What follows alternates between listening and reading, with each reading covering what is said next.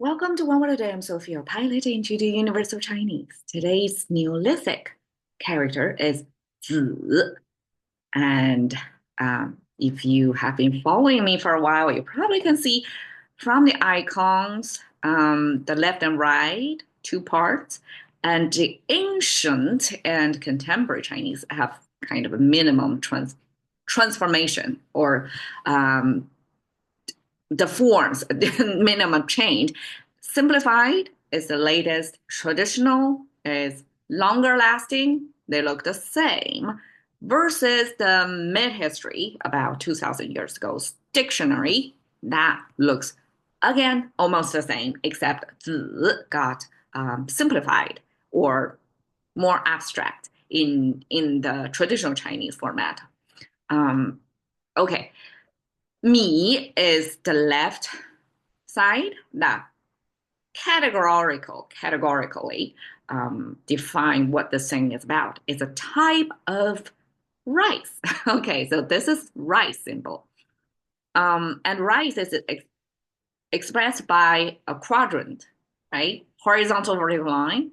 And then in each cell, there is this one single grain. And you can see shorter grain on the top, longer grain at the bottom. My explanation is this is ancient rice classification mechanism. It simply shows you different grade levels, just like we have grade levels of eggs. Ancient times, rice got grade levels because that's associated about the evaluation of how much the rice production and also the because ancient times the rice probably was used as a tax form. So farmers they pay government by their products, and the rice classification becomes tied with the value, with the how much tax they have to pay. So you can know how sensitive all the populations will be, how their rice would be classified, right? So this became character of rice. The right side is character of baby. Okay, circle means the big head, and this is the upward reaching arms. Shows a pick me up position of babies. And then this is the long torso without the legs expressed there. And my theory is, okay, baby or infants, before their legs are developed, they don't really have legs in their awareness or capability. So legs are not expressed in here, but their arms are moving and they're expressing with the upper body. And in comparison, baby's head is outsized, right? So this is emphasized. So just by showing the two main features, the look of the baby and this arm thing probably is the behavior of the baby, then it signifies or it's easy to identify even for somebody like an alien come to earth looking at this probably will figure out that it's a human baby. All right, so baby rice together means seed. We can kind of see the logic in there. So this is something edible as rice signifies, and this edible thing's baby, right? So it's a rice's baby, then that's seed. Because seed is, instead of being used by humans as food source, I mean, they are. We do eat seeds. And actually, rice and grains, all that are the seeds of those plants, right? But we from humans' perspective, we also recognize the seeds where we're consuming was meant to be the babies of those plants. So we just tell rice is baby, and that's seed. Okay, 无籽西瓜, no seed West melon. All right, Chinese call watermelon as West melon. I can probably imagine watermelon was imported probably from Silk Road, from the direction of the West. And therefore, from their Chinese culture-centric point of view, it's a melon that's imported from the West. 无籽, no seed watermelon. That's seedless watermelon. That's easy to understand. 菜籽油, veggie. Um, 菜 is a generic vegetable term.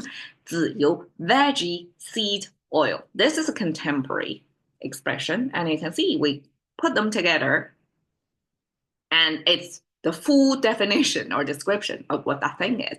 It's vegetable oil. And so we will say it's veggie seed oil. Okay. 瓜子儿. Okay, here I added this sound because 瓜子儿, even if I translate as melon seed, it's not really a watermelon because when I see melon, my first response is watermelon because that's mostly what I consume in the 瓜 format. But here, the 瓜子 or 瓜子儿, this melon actually is a sunflower seed. And I guess yeah, I don't know, actually, I don't know who created this expression, 瓜子儿. It's, okay, here a thought just came to mind. Sunflower seed, if you see, before it was disshelled, the shell of the sunflower seed have the stripes, the black and white alternative pattern that looks almost like watermelon. Probably that's why we would say, okay, because if you say seed, you wouldn't know what kind of seed, right? But if you see 瓜子儿, it means that seed looks like watermelon, even if it's sunflower seed. Okay, probably that's why. Okay, sunflower seed cracking is a regional favorite snack form in northern China. Probably because this is easily preserved for a long time. So over winter, long months of no agricultural activity, and people indoors spend time snacking, they would crack open with their front teeth those sunflower seeds.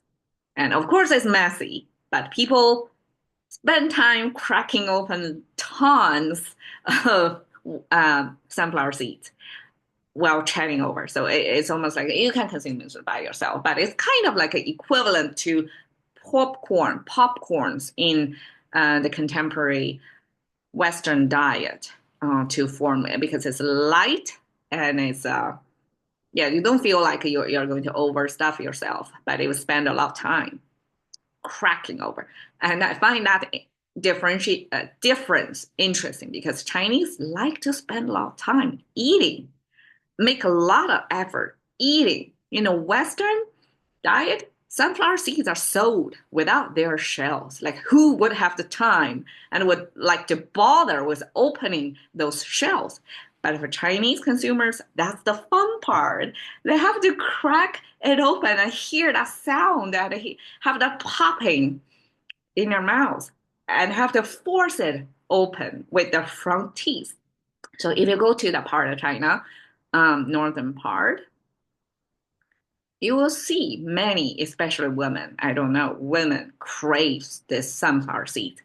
They have in their front teeth tracks of notches that's specifically formed and a long time used, easy to tell sign of lots of sunflower seed popping. So that's the cracker track for the sunflower seed consumption. All right, so here is the fig tree, fig fruit seed, and you can see lots of seeds in there. And we are going to eat the whole thing, right, including the seed together. Just show you that in nature, seed comes in all sizes and forms, and sunflower seeds were cherished and still are cherished in my part of China, northern part. There you go, 籽. Thank you for your time. See you another day.